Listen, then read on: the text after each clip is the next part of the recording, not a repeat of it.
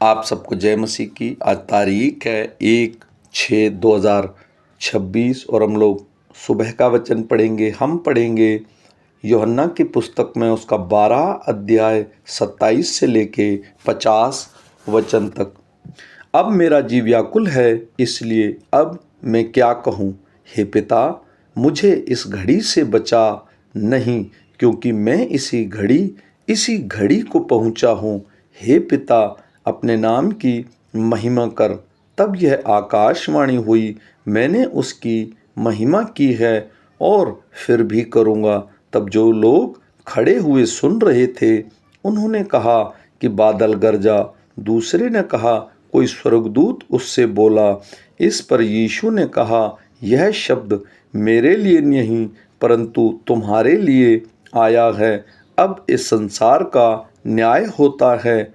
अब इस संसार का सरदार निकाल दिया जाएगा और मैं यदि पृथ्वी पर ऊंचे पर चढ़ाया जाऊंगा तो सबको अपने पास खींचूंगा।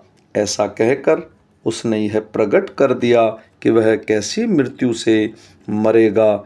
इस पर लोगों ने उससे कहा, हमने व्यवस्था की यह बात सुनी है कि मसीही सर्वदा रहेगा, फिर तू क्यों कहता है कि मनुष्य के पुत्र को ऊंचे पर चढ़ाया जाना अवश्य है।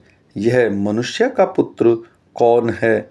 यीशु ने उनसे कहा, ज्योति अब थोड़ी देर तक तुम्हारे बीच में है। जब तक ज्योति तुम्हारे साथ है तब तक चले चलो। ऐसा न हो कि अंधकार तुम्हें आ घेरे। जो अंधकार में चलता है वह नहीं जानता कि किधर जाता है।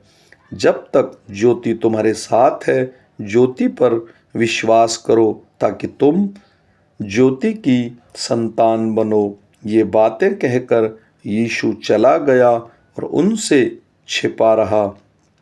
उसने उनके सामने इतने ही चिन्ह दिखाए, तो भी उन्होंने उस पर विश्वास ना किया, ताकि यशायाह भविष्यवक्ता का वचन पूरा हो, जो उसने कहा, हे प्रभु, हमारे समाचार का किसने विश्वास किया और प्रभु का भुजबल किस पर प्रकट हुआ है। इस कारण वे विश्वास न कर सके, क्योंकि यशायाह ने यह भी कहा है, उसने उनकी आंखें अंधी और उनका मन कठोर कर दिया है। कहीं ऐसा ना हो कि वे आंखों से देखें और मन से समझें और फिरें और मैं उन्हें चंगा करूं।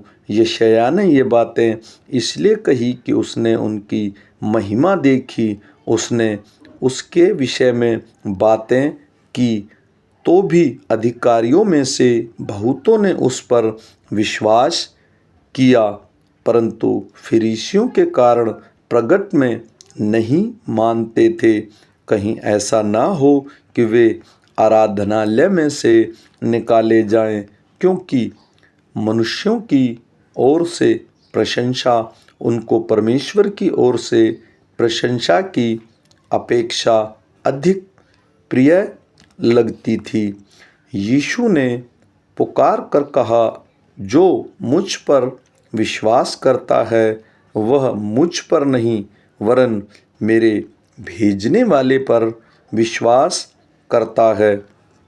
और जो मुझे देखता है वह मेरे भेजने वाले को देखता है।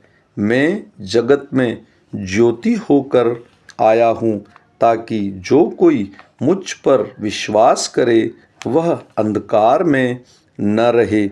यदि कोई मेरी बातें सुनकर ना माने तो मैं उसे दोषी नहीं ठहराता, क्योंकि मैं जगत को दोषी ठहराने के लिए नहीं, परंतु जगत का उद्धार के लिए आया हूँ।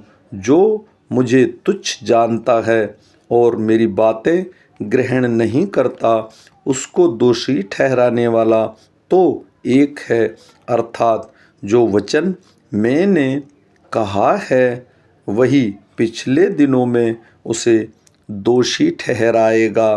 क्योंकि मैंने अपनी ओर से बातें नहीं की, परंतु पिता जिसने मुझे भेजा है उसी ने मुझे आज्ञा दी है कि मैं क्या क्या कहूँ और क्या क्या बोलूँ, और मैं जानता हूँ कि उसकी आज्ञा अनंत जीवन है। इसलिए मैं जो कुछ बोलता हूँ वह जैसा पिता ने मुझे कहा है वैसा ही बोलता हूँ।